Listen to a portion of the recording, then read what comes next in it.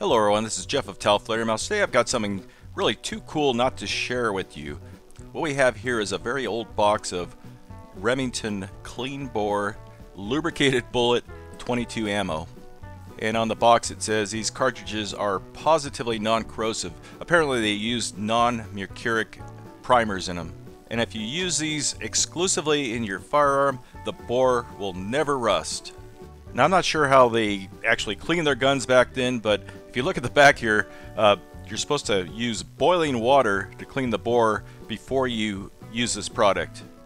Now this may be a time when there was no such thing as a dedicated bore cleaning solution like Hoppies or Rem Clean or whatever. But I thought this was an interesting marketing angle. They're not bragging about how powerful it is or how accurate it is. It's trying to hook people by letting them think that by using their product, it's going to ensure that their firearm's going to last a lot longer. Now before I started doing a little bit of research about these, I had no idea of the age. The box smelled like old paper. You know what I'm talking about. And I thought maybe they're from the 1960s or maybe 1970s. Well, I discovered this ad, and it's from 1932. This is, just to give you a timeline, this is right in the middle of the Great Depression. Now, Remington used a lot of different designs on their boxes over the decades, and we're looking at that distinctive dog bone shape at the center of the box that gives us an idea of the date of our box of ammo. Now, interesting enough, the only safety warning on the box is on the flaps. Dangerous within 1 mile. Now, apparently this was long before they invented cancer in the state of California. Now, of course, ammo boxes today are covered with paragraphs, not only in English, but in multiple languages of all the safety warnings. But back in the carefree days of the 1930s, all you needed to know was how far the bullet might travel. Okay, now the moment you've been waiting for. What does this nearly 90-year-old ammo look like inside? Surprisingly, the brass is still rather shiny. It hasn't turned green, it hasn't corroded. It's still in remarkably good shape.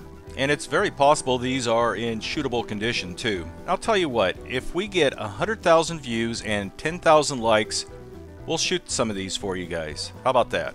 Now you might expect these to be stamped with REM or R or something like that, but they're stamped U, which stands for Union Metallic Cartridge Company. Now let's take a real close look at one of the bullets. As you can see, it is lubricated with cosmoline or something like that. It's a nasty smelling waxy material that has the consistency of like chapstick, and without a doubt just handling these rounds, load them into a magazine, would just cover your hands with this nasty material, and ultimately we get all of your clothes, I imagine. Now anyone familiar with shooting 22 long rifle ammo understands it's a pretty dirty round even without the cosmoline on it. You add that cosmoline on there, it's gonna get splattered all over the action of your gun and ultimately become a dirt and dust magnet, which is going to make matters even worse. But because these things are covered with cosmoline, that has prevented the lead from oxidizing. I've seen 22 rounds that were only 30 years old where the lead has oxidized so much you couldn't even chamber it into a firearm anymore. Just to give you an idea that I'm not really exaggerating at all when I'm saying these things are just covered with cosmoline, you could pretty much write your name on a piece of paper with these things like a crayon. Now, short of preserving these rounds so well, I don't think that this nasty cosmoline justifies not having to clean your firearm, which you would have to do anyway, really. Anyway, I hope you enjoyed this video, kind of a peek into a time capsule of these Depression era bullets when people couldn't afford to buy a new firearm, so the marketing was pushed at preserving the firearm that they already had. It kind of makes sense, and you look at it that way. I would like to give a big thank you to Scott, who not only donated this box of ammo to us, but he also donated 2 old bolt-action rifles to Greg for his 4-H club. Now, personally, it really warms my heart when viewers care so much about this channel or about organizations like 4-H that they're willing to do this.